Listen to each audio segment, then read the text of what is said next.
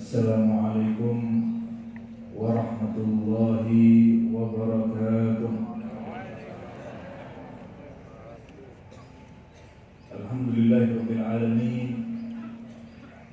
Wassalatu wassalamu ala asyrafil anbiya wal mursalin sayyidina wa habibina wa syafi'ina wa nuri qulubina Muhammad habibi rabbil alamin wa imamil ghurril muhajjalin wa ala alihi wa sahbihi ajma'in. Subhanaka la ilma lana illa ma 'allamtana innaka antal alimul hakim. Qul innamal ilmu indallah wa innama ana nadhirun mubin. Rabbi shrah li sadri wa yassir li amri wahlul 'uqdatam min lisani yafqahu qawli, amma ba'd. Segala puji bagi Allah Subhanahu wa ta'ala yang telah memberikan kita nikmat demi nikmat, nikmat sehat, nikmat iman dan nikmat Islam. Sebagaimana yang dikatakan oleh Imam Malik dalam kitab Muwatta'nya, beliau menyebutkan bahwasannya Abdullah bin Umar bin Khattab radhiyallahu ta'ala anhuma, bahwasanya beliau ini adalah daripada sahabat yang paling afdol, sahabat yang paling alim, sahabat yang paling abid, sahabat yang paling baik kelakuannya, paling lembut tutur katanya, dan termasuk yang paling bersih hatinya. Dan beliau didengar ketika beliau sedang melakukan sa'i bainas Safa wal Marwah. Beliau mengatakan, innaka qulta ya Rabb, wahai Tuhanku, kamu sudah berfirman, wa qaulukal haq, dan perkataanmu lah yang benar. Innaka la tukhliful mi'ad, dan engkau tidak pernah mendustakan janji. Ya Rabbi kama hadaitani lil Islam, wahai Allah, sebagaimana engkau memberikan saya nikmat hidayah kepada agama Islam ini, fala tanzihhu minni hatta tatawaffani ilaika, jangan pernah engkau cabut ya Rabb kenikmatan Islam ini, mulai daripada engkau menancapkan keimanan dalam hatiku sampai besok engkau memanggilku kepadamu. Kalau misalkan sahabat Abdullah bin Umar bin Khattab, beliau sangat paham tentang bagaimana kenikmatan yang kita dapati, yang dimana jika kalau ada seseorang menyangka nikmat Islam adalah nikmat yang biasa-biasa saja, nikmat Islam ini kalah dengan nikmat Alphard atau nikmat uang yang banyak, maka sungguh sudah membesarkan apa yang Allah kecilkan dan sudah mengecilkan apa yang Allah besarkan. Dan daripada perkumpulan nikmat Islam ini, dan daripada kenikmatan Islam ini, kita dapat melakukan perkumpulan yang sangat luar biasa, seperti berkumpulnya Busyrawan dan Busyrawati, insyaallah dengan niat tafaqquh fiddin, dengan niat untuk meloloskan diri daripada penyakit yang tiada ujungnya, yaitu kebodohan. Dengan niat kita semua berkumpul karena kita ingin di setiap hari Seninnya dan juga Kamisnya Nabi Muhammad bergembira melihat amalan kita, karena kita pagi-pagi sudah menuntut ilmu dan juga mempelajari ajarannya. Amin amin ya rabbal alamin. Busyrawati, para Busyrawati dan Busyrawan dan Busyrawati, wabil khusus para habaib, para ulama, para pewaris baginda Nabi Muhammad, yaitu wabil khusus Ketua Yayasan Al-Habib Ali Zainal Abidin Al-Hasni dan juga Kiai Nur Khalis. Semoga Allah Ta'ala panjangkan umur ulama kita jaga mereka dari mara bahaya zahir maupun batin di dunia sampai di akhirat.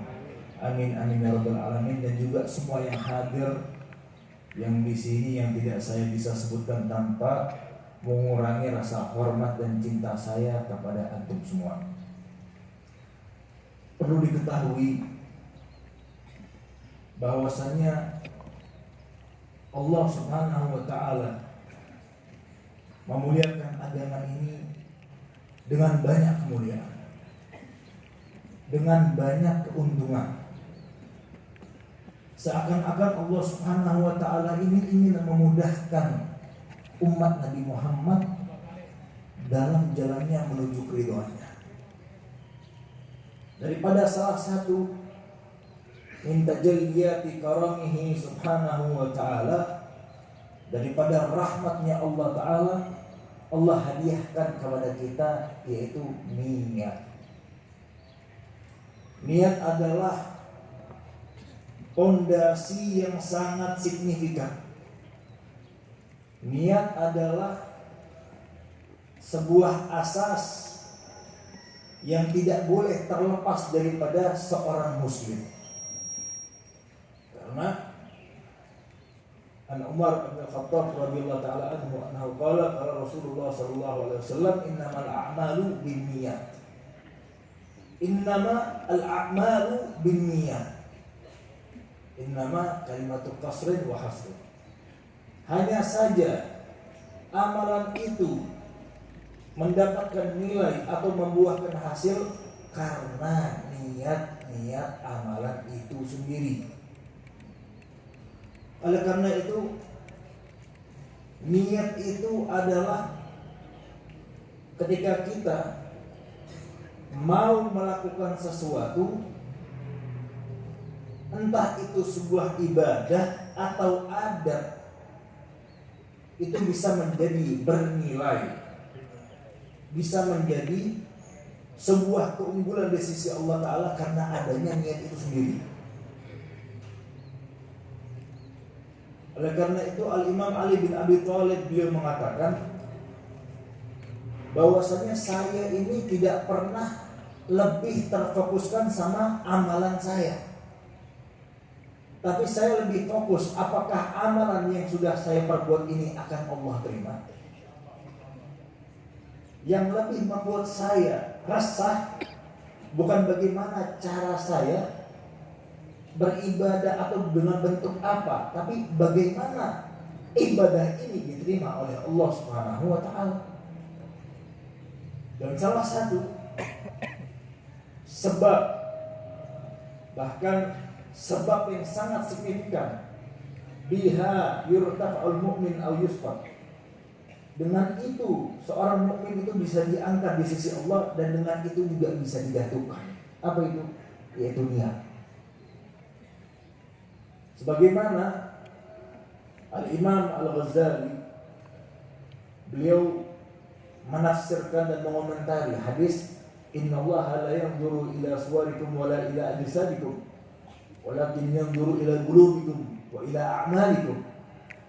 Sungguh Allah tidak pernah melihat kalian daripada wajah-wajah kalian atau daripada jasmani kalian, ras kalian atau warna kulit kalian.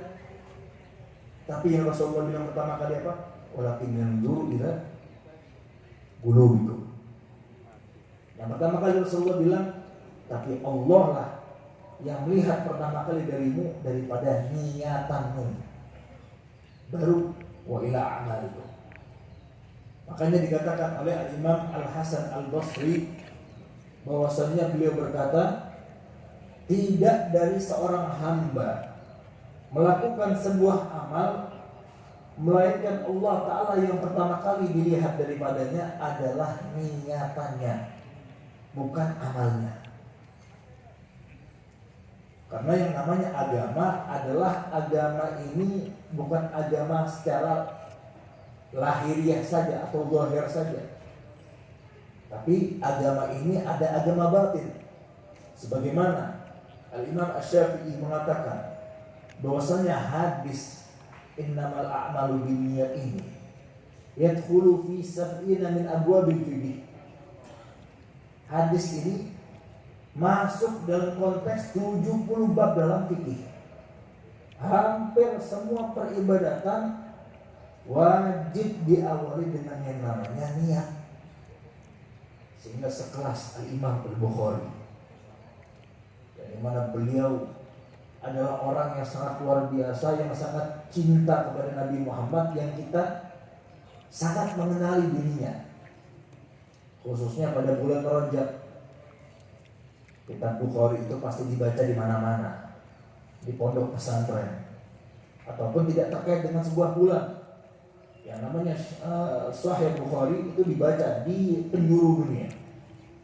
Beliau memulai kitabnya, memulai Sahihnya, pertama kali hadis yang beliau nukil adalah hadis innamal a'malu binniyat. Karena itu para ulama mengatakan, lihat bagaimana Al-Imam Bukhari mendahulukan, memulai karangannya dengan hadis niat, dan beliau membenarkan niat beliau, maka Allah Ta'ala lupakan kemanfaatan daripada Sahih Bukhari sampai segala penjuru dunia. Jadi kitab Sahih Bukhari tidak dibaca di Indonesia saja, tapi dibaca di seluruh penjuru dunia. Yang dimana orang kalau pengen belajar ilmu hadis mau tidak mau, mereka yang dianggap sebagai perawi yang sahih mau tidak mau harus tercantum namanya di dalam kitabnya Imam Bukhari. Oleh karena itu hadis innamal a'malu binniyat itu adalah hadis al-mutawatir.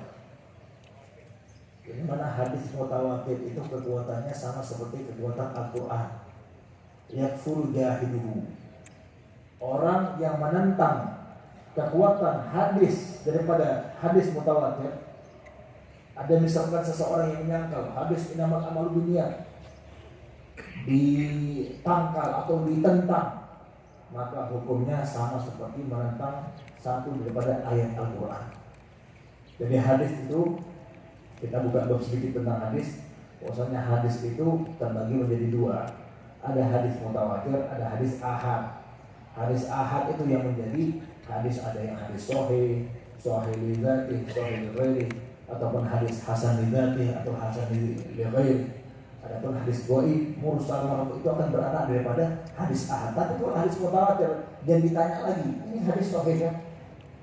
Apakah ini hadis benar bersumber dari Nabi? Hadis mutawatir itu adalah hadis ma'rawahu jam'un an jam'in. Tuhilul adatu tawatu'ahum alal kadhibi.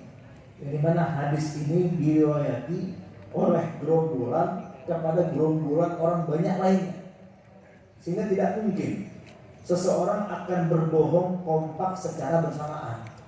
Itu hadis mutawatir, saking kuatnya, tidak bisa ditangkal, tidak bisa dipungkiri, dan tidak bisa didustakan. Oleh karena itu, kalau misalkan yang namanya amalan ini tidak didasarkan sama yang namanya niat, berarti orang yang paling berhak masuk surga adalah orang yang munafik. Kok bisa? Karena orang yang munafik, mereka ikut sholat bersama orang muslimin, mukminin. Mereka ikut sholat, mereka ikut puasa, bahkan mereka ikut berjihad di jalan Allah SWT. Tadi apa kata Allah Ta'ala? Yukhadi'una Allah walladzina amanu wa ma yakhda'una illa anfusahum. Mereka bertujuan untuk menipu Allah dan orang-orang yang beriman, tapi nyatanya yang tertipu siapa? Melainkan mereka sendiri. Hati ini, sebagaimana yang dikatakan oleh Imam Al-Ghazali, bahwasanya hati ini harus kita waspadai. Kenapa? Karena hati ini tempat mahallu nadharillah, mahallu nadhari rabbil alamin. Hati ini tempat ditengoknya Allah Subhanahu wa taala. Dan di dalam hati itulah bertempatan yang namanya niat. Makanya mungkin kita ini sehari-hari melakukan kegiatan kita, melakukan keadatan kita, itu semua bisa mendapatkan pahala kalau kita niati. Daripada subhanallah, daripada kebaikan Allah Ta'ala, amalan yang tadinya ada atau tuntutan bisa menjadi pahala karena diniati. Sebagaimana yang dimana Rasulullah SAW bersabda bahwasanya yang namanya innamad dunya bi arba'i nafarin. Hanya saja dunia itu dimiliki oleh 4 orang. Dunia isinya ada 4 kategori orang saja, nggak ada yang lain kata Nabi.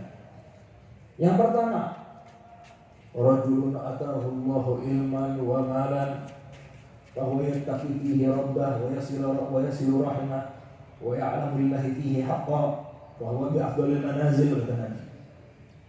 Barang siapa yang dirinya diberikan ilmu, diberikan harta, maka di dalam keduanya dia bertakwa kepada Allah Ta'ala. Di dalam keduanya ilmu dan hartanya dia menyambung tali silaturahminya. Di dalam keduanya dia ingin tahu mana hak-hak Allah Ta'ala, mana hak-hak orang doa muslimin, mana orang-orang yang mendapatkan zakat daripada dirinya, zakat malnya atau zakat idul fitrinya, mana zakat yang mana harta yang harus dikeluarkan.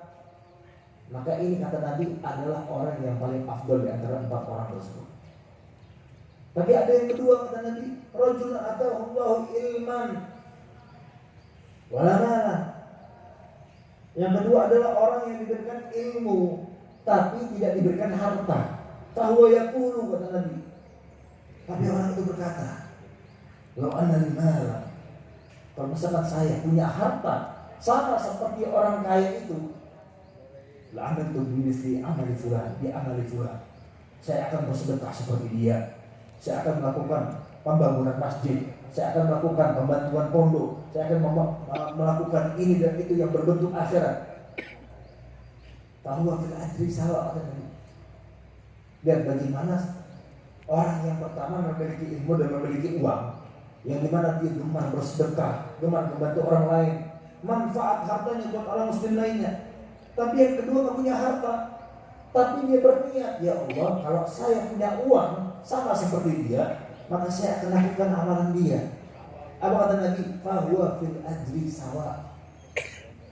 Dia mendapatkan pahala persis apa yang didapatkan oleh orang pertama, tanpa dikurangi sedikit pun. Karena apa? Karena niat. Dan ada orang yang ketiga, bahwasanya ada orang yang Allah Ta'ala berikan harta tapi tidak diberikan ilmu. Di situ dia melakukan kejahatan, kefasikan, kebatilan, mendekati hal-hal yang Allah Ta'ala haramkan. Maka ini diasbatil nanya hasil. Orang-orang ini adalah orang yang paling buruk kategorinya kata Nabi. Tapi ada yang keempat, yang udah gak ada untungnya, rugi semua. Ada kata Nabi, itu orang-orang yang berangan-angan, pengen punya harta tapi pengen berlaku zalim sama seperti dia. Dia nggak punya uangnya tapi punya dosanya. Karena apa? Karena niatnya. Berarti niat itu adalah sesuatu yang sangat signifikan. Makanya niat itu adalah mizan tafadul bainan nas, menjadi barometer keunggulan seseorang daripada yang lainnya. Kenapa seperti itu? Mungkin saja ketika kumur rajulu al-laila kullah. Mungkin saja seseorang itu bangun malam, yaqra'ul Quran, yata'allam, wa yu'allim. Tapi niatnya enggak bagus. Melakukan ibadah, melakukan kebaikan, niatnya jelek, wala ajra lahu. Orang yang seperti ini bukan itu cuma tinggal capeknya saja, tapi enggak ada pahalanya sama sekali. Itu adalah orang yang rugi. Bahkan sampai ada sebuah riwayat yang sangat ditakuti oleh para ulama. Ditakuti sama orang yang dermawan, ditakuti sama mujahid. Hadis ini hadis masyhur, hadis sahih yang diriwayatkan oleh Imam Al-Bukhari daripada Sayyidina Abu Hurairah, diriwayatkan oleh Imam Muslim dan Imam Bukhari. Kalau Imam Muslim dan Imam Bukhari meriwayatkan hal yang sama, maka hadis ini dikatakan hadis muttafaq alaih. Hadis yang sangat kuat. Hadis nomor 1 terkuat, paling tinggi derajatnya, yaitu hadis yang dimana ketika Abu Hurairah meriwayatkan hadis ini sampai jatuh bangun sampai 3 kali pingsan karena takut ingin melafalkan apa yang Rasulullah katakan kepada dia. Apa kata Nabi? Nanti ketika hari kiamat Allah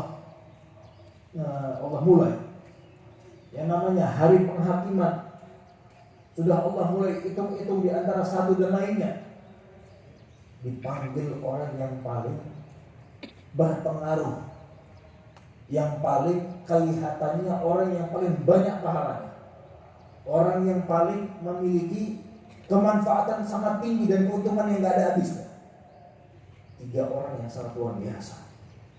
Yang pertama kali nanti ditanyakan, yang dipanggil sama Allah Subhanahu wa taala tidak lain tidak bukan, ternyata orang yang alim. Orang yang alim ini Allah taala katakan kepada dia, "Fima ta'allamta?" Untuk apa kamu belajar? Apa motif kamu? Apa bentuk semangat kamu dalam belajar? Maka alim itu berkata, "Ta'allamtu liwajhika." Saya ini belajar karena dirimu, tidak karena orang lain. Apa kata Allah Ta'ala? Kadzabta wa taqulu lahul malaika kadzabta anta tata'allamta liqala laka innaka alim wa qad qila dzaka. Ya Allah Ta'ala, kamu ini dusta, dan semua para malaikat akan mengatakan hal yang sama. Kamu dusta karena kamu belajar, tujuannya kamu ini biar dikata kamu ini orang yang alim, orang yang punya ilmu banyak. Pengen kamu ditoleh oleh orang-orang, dilihat orang-orang, pengen didatangi, pengen dihormati, kata Allah Ta'ala. Waqad qila dzaka, dan sungguh kamu sudah dikatakan hal demikian. Nyatanya kamu bukan belajar karena diriku, tapi karena manusia. Yang tadinya orang yang alim, yang katanya Abdullah bin Abbas, orang yang alim itu cuma beda 1 derajat sama para nabi. Pas di bawahnya para nabi itu siapa? Orang yang alim.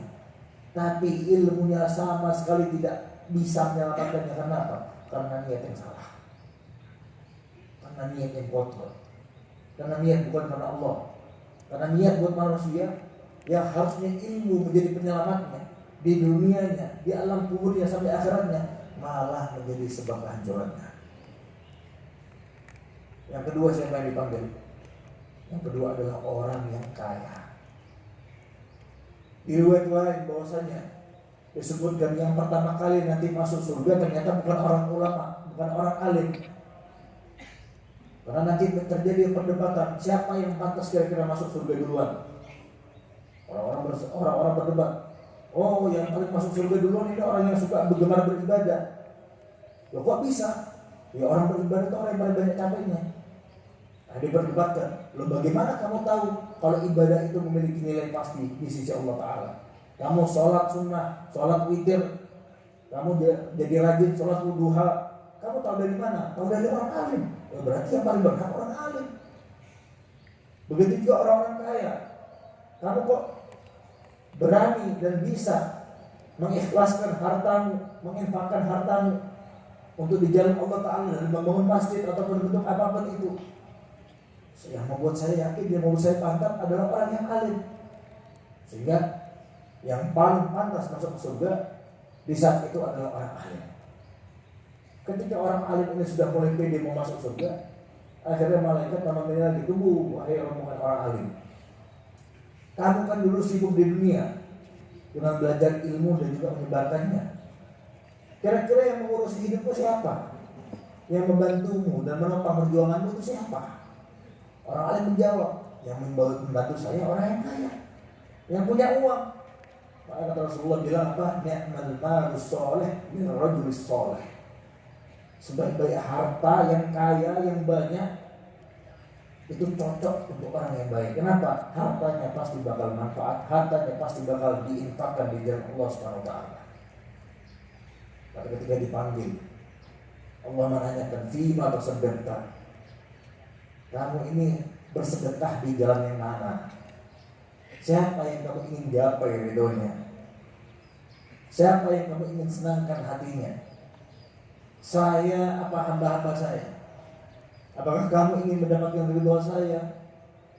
Apa ingin mendapatkan pujian di hadapan makhluk saya? Makanya Al-Imam Ghazali beliau mengatakan, bahaya manusia kalau kita ini bisa tampak kebaikan di dalam mereka, di depan mereka, kebaikan dalam diri kita tampak di depan mereka. Yang paling membahayakan dan menghancurkan seseorang adalah rasa ujub ketika dipuji. Siapa yang gak senang di antara kita kalau dipuji? Tapi kalau misalkan pujian mereka bisa mengganggu niatan kita dan keyakinan kita, itu bisa hangus sia-sia. Makanya Allah Ta'ala katakan, apa yang membuat kamu sedekah? Kamu sedekah di jalan yang mana? Lagi-lagi orang kaya menjawab, aku sedekah di jalanmu ya Rabb. Aku ingin menghabiskan hartaku di jalanmu. Maka Allah Ta'ala kadzabta wa taqulul malaikah kadzabta. Semua Allah Ta'ala mengatakan kamu bohong. Semua malaikat mengatakan kamu bohong.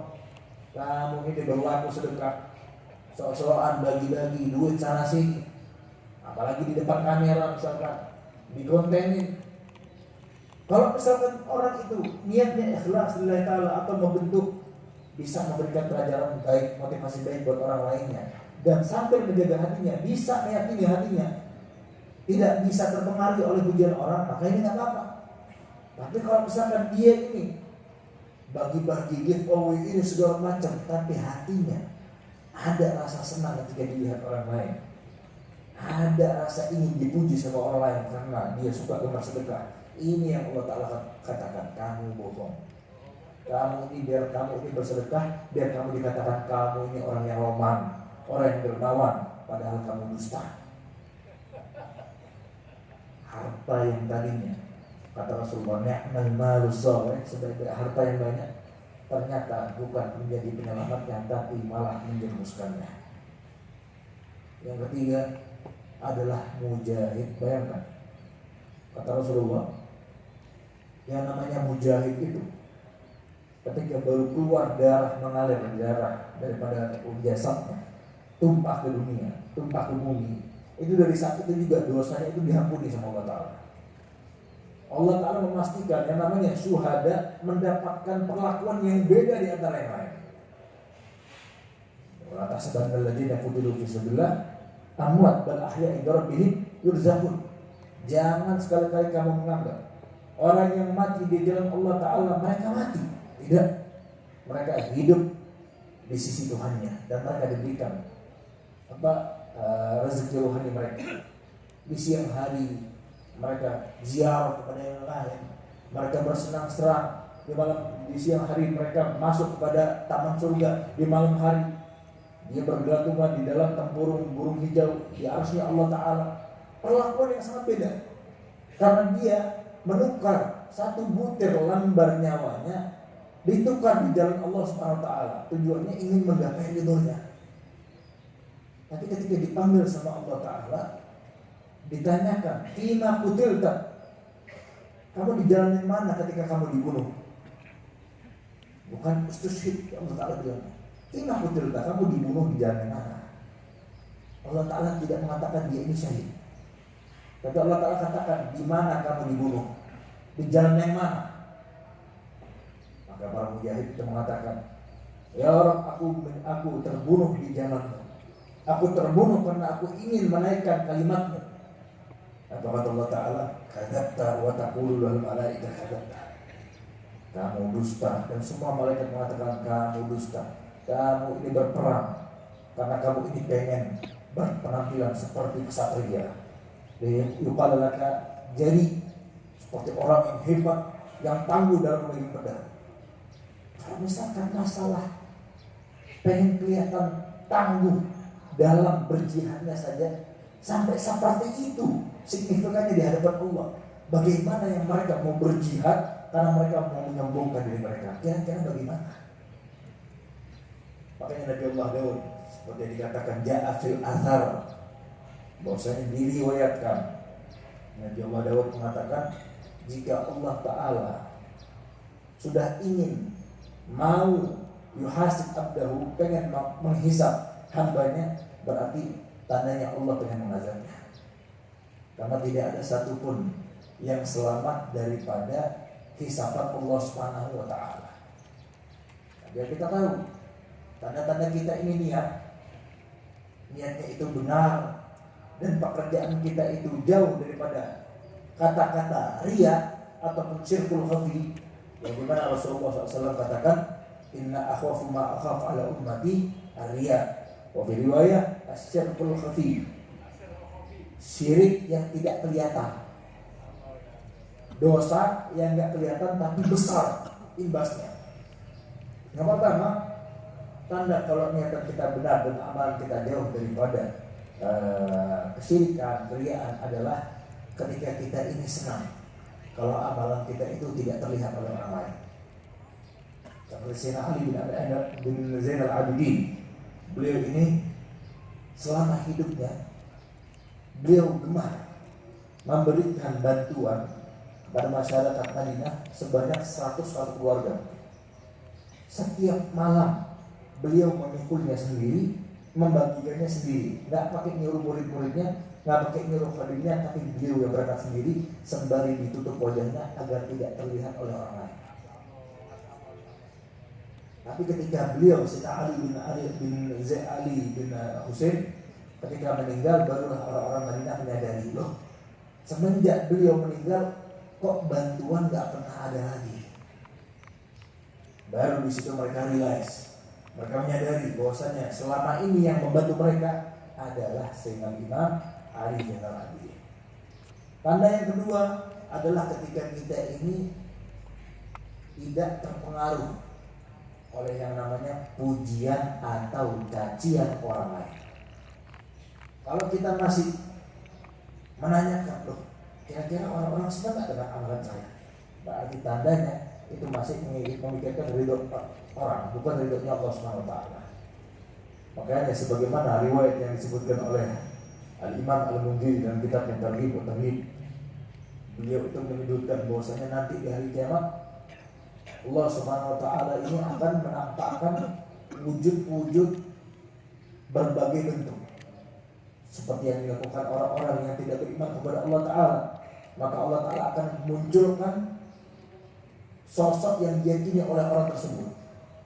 Bahkan orang-orang yang riya sendiri, mereka akan pergi bukan kepada Allah taala, tapi kepada siapa yang dia diriai itu. Siapa yang mereka riai, mereka akan datang di surga Allah taala untuk meminta pahala dari mereka. Kata Allah taala, mintalah pahala kepada orang yang mau buat kamu kagum, bukan kepada saya, karena nyatanya kamu melakukan ini semua bukan hanya semata untuk saya, tapi kepada orang lain.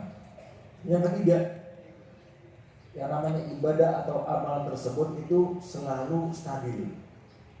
Entah itu dilihat orang atau itu tidak dilihat orang. Nah, ini sebagaimana yang dikatakan oleh Al-Imam Ghazali. Dan yang keempat yang paling penting adalah an yakuna hammuhu ridullah subhanahu wa ta'ala. Yang keempat adalah keinginannya, kemauannya hanya pengen dapat ridhonya Allah subhanahu wa ta'ala. Oleh karena itu, bagaimana caranya kita ini untuk selalu menjaga niat-niat kita. Bahkan Al-Faqih ini ketika mau berdakwah atau ketika mau mengajar, Al-Faqih ini setelah pulang minta niat kepada Abi Syekh Ahmad Al-Maliki. Ya Buya, niat apa yang harus saya baca kalau saya ini mau mengajar atau mau berdakwah? Maka Abu Syekh Ahmad bilang, niatlah kamu dengan niat nawaidul khurujah lid dakwah ila Allah wa ila Rasulih. Ya Allah, saya berniat keluar ini kepada Engkau dan kepada Nabi Muhammad. Wal irsyad ilal khair, dan selalu menunjukkan kepada jalan kebenaran dan juga kebaikan. Wal hathi ala istiqamah, dan selalu mengajak kepada keistiqomahan. Karena istiqomah itu adalah sesuatu yang selalu dianjurkan oleh Nabi Muhammad SAW. Dan yang keempat, wa tamassuk bis syariati wal akhlak, berpegang teguh dengan syariat dan juga berpegang teguh dengan yang namanya baik daripada berakhlak. budi pekerti. Wa tasyabbuh bil aslaf, memiripkan diri kita dengan orang-orang soleh pendahulu kita, dari para sahabi, tabi'i sampai para ulama sampai kepada guru kita. Wal rijal ad-da'ina ila Allah, dan orang-orang yang selalu mengajak umat Nabi Muhammad kepada jalan-Mu ya Allah, wa biniyah, dengan dan juga dengan niat mahabbah, dengan niat cinta, wan nasihah li umat Sayyidina Muhammad, karena cinta dan karena ingin menasihati umat Sayyidina Muhammad. Ada 3 cara untuk kita ini selalu kalau pengen menjaga niat kita agar utuh, sama seperti bentuk awalnya. Yang pertama, kita harus memperbaiki niat kita sebelum kita ingin memulai amal kita. Dan kita katakan dalam hati, Allahumma hadalah. Kita harus bisa tetapkan bahwasanya apa yang mau kita lakukan ini hanya untuk Allah Subhanahu wa taala. Dan yang kedua, adanya muraqabah dari kita ketika melakukan amal tersebut. Selalu ngecek amal kita.